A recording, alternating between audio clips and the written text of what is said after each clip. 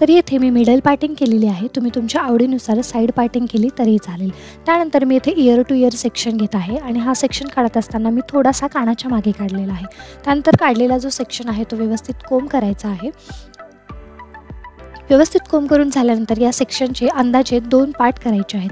त्यानंतर मागचा जो पार्ट आहे म्हणजे जो मागचा जो केसांचा सेक्शन आहे तो अशा पद्धतीने ट्विस्ट करत त्याचा एक रोल बनवायचा आहे. त्यानंतर अशा पद्धतीने केस थोडेसे पुल करायचे आहेत जेणेकरून आपल्याला छानसा व्हॉल्यूम मिळेल. त्यानंतर हा जो रोल आहे तो अशा पद्धतीने मी मागे नेऊन त्याला बॉबी पिनच्या सहाय्याने सिक्युअर केलेला आहे. त्यानंतर पुढचा जो सेक्शन आहे तो सेम मी घेतलेला आहे. व्यवस्थित हातानेच त्याला कोंब केलेला आहे आणि हा जो सेक्शन आहे तो घेत असताना अशा पद्धतीने खाली घ्यायचा नाही तर तो वर घ्यायचा आहे आणि त्यानंतर त्याला ट्विस्ट करायचा आहे. एकदा का मनासारखा ट्विस्ट मिळाला की तो जो ट्विस्ट आहे तो थोडासा ढिला सोडायचा आणि अशा पद्धतीने तुमचे जे केस आहेत ते पुल करायचे जेणेकरून केस व्यवस्थित पुल केले जातात आणि छानसा व्हॉल्यूम मिळतो.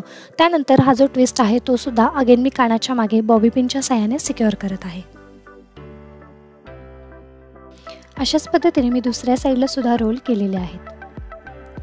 त्यानंतर मागचे सगळे केस मी पुढे घेतलेले आहेत आणि त्या केसांची 3 स्टँड ब्रेड म्हणजेच आपली साधी जी वेणी असते ती घालत आहे. तर ही जी हेअरस्टाईल आहे ती खूप पटकन होते, दिसायला खूप छान दिसते. तुम्ही ट्रॅडिशनल वेअरवर, साडीवर, इंडो वेस्टर्न किंवा बोहो लुक करणार असाल तर ही हेअरस्टाईल नक्की कॅरी करू शकता. त्यानंतर वेणी कंप्लीट झाल्यानंतर तिला मी रबर बँडच्या साहाय्याने व्यवस्थित टाय केलेला आहे. त्यानंतर रबर बँड बांधल्यानंतर वेणी अशा पद्धतीने थोडी थोडीशी पुल करायची आहे जेणेकरून आपल्याला छान व्हॉल्युमिनस ब्रेड मिळेल.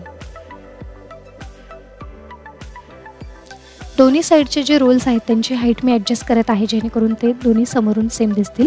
आणि दॅट्स इट. येथे आपली हेअरस्टाईल कंप्लीट झालेली आहे. अशाच क्विक हेअरस्टाईलसाठी चॅनलला सबस्क्राईब करायला विसरू नका.